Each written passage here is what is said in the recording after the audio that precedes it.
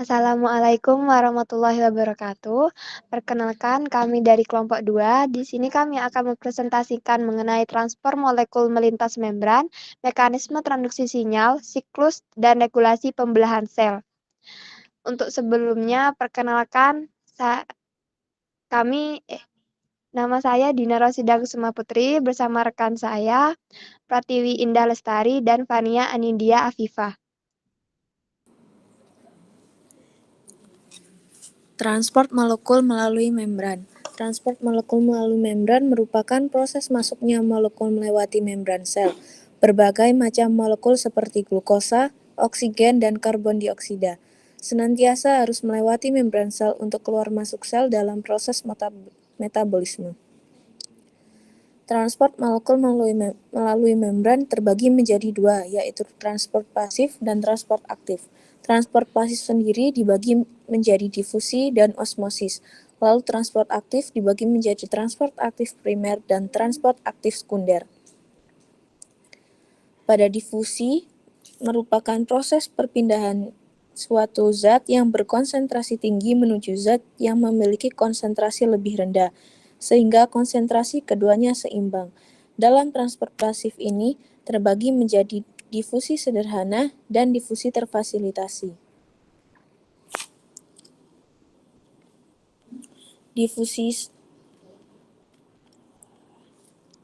Difusi sederhana merupakan terjadinya ketika molekul kecil melewati lapisan ganda lipid pada membran sel.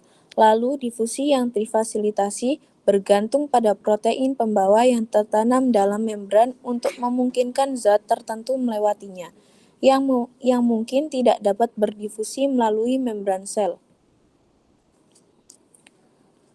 Lalu osmosis. Osmosis merupakan gerakan molekul air melintasi membran sel yang bersifat semi-permeabel, menuruni gradien konsentrasi air atau melawan konsentrasi gradien solut. Berikutnya adalah transport aktif. Transport aktif merupakan pergerakan molekul melewati membran sel melawan gradien konsentrasi.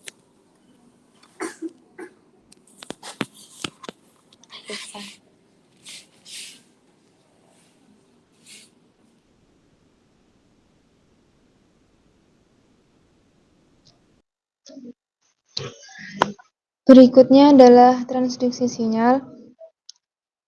Transduksi sinyal adalah proses mengubah satu jenis sinyal atau stimulus menjadi sinyal atau stimulus lain, dengan tujuan memproses sinyal eksternal atau internal menjadi beragam fungsi.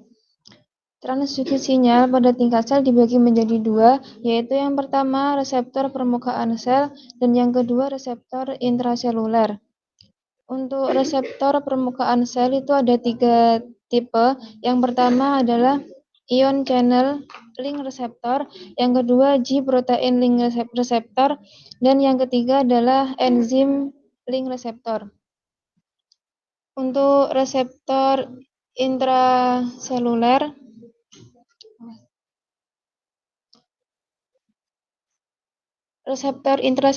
adalah reseptor yang letaknya tidak di permukaan sel, melainkan berada di dalam sel seperti di sitoplasma atau di inti sel.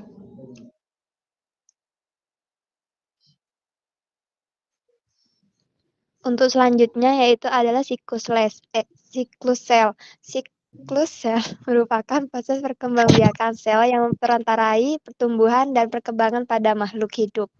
Untuk fungsi siklus sel sendiri yaitu untuk menduplikat sejumlah DNA di dalam kromosom dengan tepat, kemudian membelah untuk menghasilkan 2 sel anak yang identik.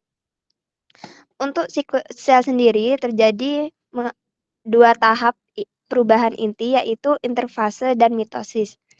Pada fase interfase terbagi menjadi 3 fase, yaitu G1 atau gap 1, S atau sintesis, G2 atau gap 2. Fase interfase sendiri merupakan fase istirahat atau fase persiapan menuju pembelahan mitosis. Pada fase G1 itu terjadi pertumbuhan dan perubahan organel-organel sel.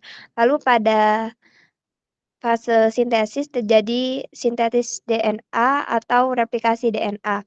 Lalu pada fase G2 terjadi double check untuk persiapan proses mitosis.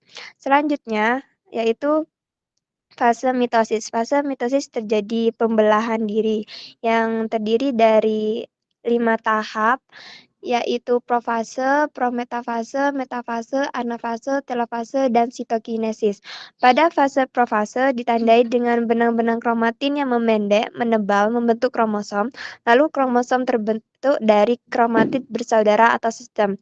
Selanjutnya juga sentrosom bergerak pada kutub berlawanan membentuk benang-benang spindel. Pada fase prometafase, benang-benang gelondong terbentuk atau sudah membentuk kromosom. Lalu pada masa metafase, kromosom berada pada satu bidang ekuator. Pada fase anafase, benang spindel bergerak ke arah kutub berlawanan sehingga kromosom lepas dari centromere menjadi kromatid. Untuk terakhir yaitu fase telofase dan sitokinesis. Pada fase ini terjadi pembelahan sitoplasma dan terbentuk benang kromatin kembali, lalu nukleus terbentuk kembali dan terbentuk 2 sel anakan.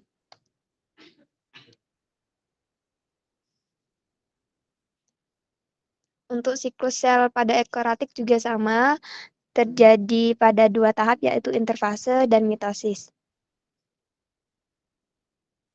Sekian dari kami, kurang lebihnya kami mohon maaf. Terima kasih. Wassalamualaikum warahmatullahi wabarakatuh.